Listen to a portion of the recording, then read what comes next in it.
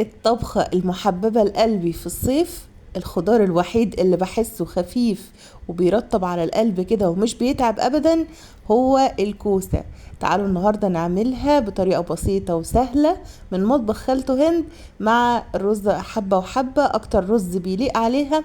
هنعملها ان شاء الله يا حبايبي تعجبكم، ما شاء الله شايفين جميلة ازاي.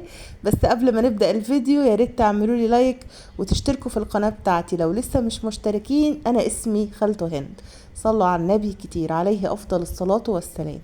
في الاول انا بنقي الكوسة بتاعتي، بتكون فريش كده وطازة وحلوة، مش دبلانة، مش ما فيهاش بقى فيها عيوب. تكون جميلة كده وشكلها يفتح النفس. بنقيها حجمها متوسط، مش كبيرة ولا صغيرة.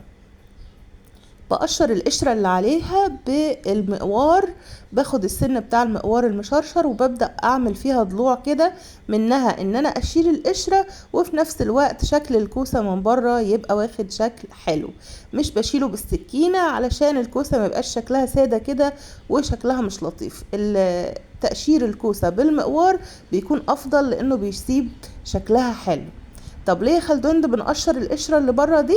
علشان يا حبايبي الكوسة بيبقى فيها حبات من الرمل احنا ما بنشوفهاش بعينينا، لكن بنحسها واحنا بناكل لو الكوسة مش متنضفة كويس.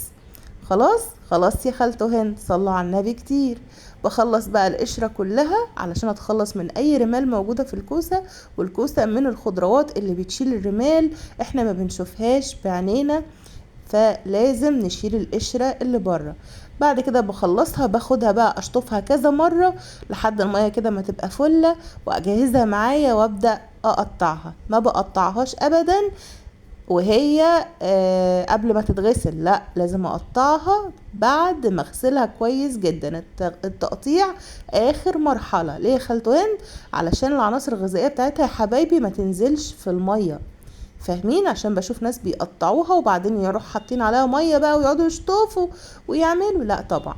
انا بحب اقطعها كده، بقطعها بالنص وبعدين باخدها بالورب كده بالجنب. اقطعها بقى، اقطع الانصاص دي بالورب كده عشان تبقى النص مش نص واخد شكل كده عادي، لا يبقى نص كده جاي بجنب كده، بيبقى شكلها حلو. صلوا على النبي كتير. وشفتوا بقى التضليعة مديها شكل حلو ازاي اهي. خلاص كده انا خلصتها، قطعتها كلها. باكد عليكم تاني، الغسيل بيكون قبل التقطيع، يعني تخلصوا غسيل وشطف فيها كويس وبعدين تقطعوها. اوعوا تغسلوها وهي متقطعه لانها تفقد العناصر الغذائيه اللي فيها وملهاش لازمه. هجيب بقى اعمل لها الصلصه. هجيب بصلايه متوسطه على معلقتين زيت ذره على معلقه سمنه، هشوح البصله لحد ما تبقى ايه، يدوب يدوب تاخد لون ذهبي فاتح قوي. خلاص، وبعدين هنزل عليها بالكوسه وهنزل عليها بالبهارات وهقلبهم مع بعض على نار هاديه، وهغطي على الكوسه لحد ما تنزل ميتها. والحركه دي بقى بتخلي الكوسة تحتفظ بالخضار بتاعها وما تاخدش وقت كتير في السوا، وتبقى مش مجلدة كده، ومش يعني تبقى بتشرب الصلصة كويس قوي لما بنحط عليها الصلصة. خلاص انا بعملها كده بالخضار، يعني بعمل فيها الحركة دي وبعدين بنزل عليها الصلصة الفريش. مش بسبك الصلصة الاول وبعدين احط الكوسة، لا بعملها بالطريقة دي، بتبقى خفيفة وجميلة.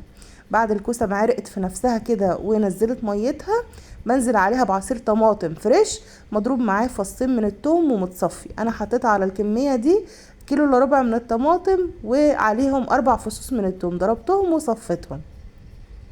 باخدهم على نار هادية لحد الكوسة ما تتشرب كل الصلصة زي ما انتم شايفين كده. وطبعا بظبط الملح وبحط طبعا سكر، وبعدين يعني مثلا نص معلقة من السكر، وبعدين بنزل عليهم مية سخنة. طيب ليه يا خالته هند مية سخنة؟ عشان انا مش عاملة لحمة ولا فراخ. طيب ليه ما حطيتيش مرقة، مكعبات مرقة؟ ما هقول لكم انا ما بستخدمش مكعبات المرقة في الاكل، لو حابين تستخدموها براحتكم.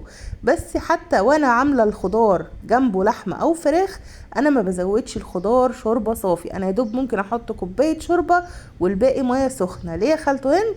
علشان الشوربة يا حبايبي بتغير لون الصلصة وبتفقد الصلصة كده شكلها الطبيعي ولونها الجميل. خلاص دي وجهة نظري وده اللي انا بعمله.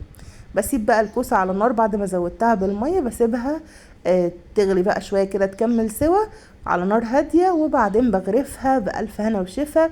وشايفين الكوسة لونها اخضر تحفة زي ما هي جميلة، والصوص بتاعها خفيف ومش تقيل. صلوا على النبي كتير، متنسوش طبق اخواتنا الطيبين. مع السلامة.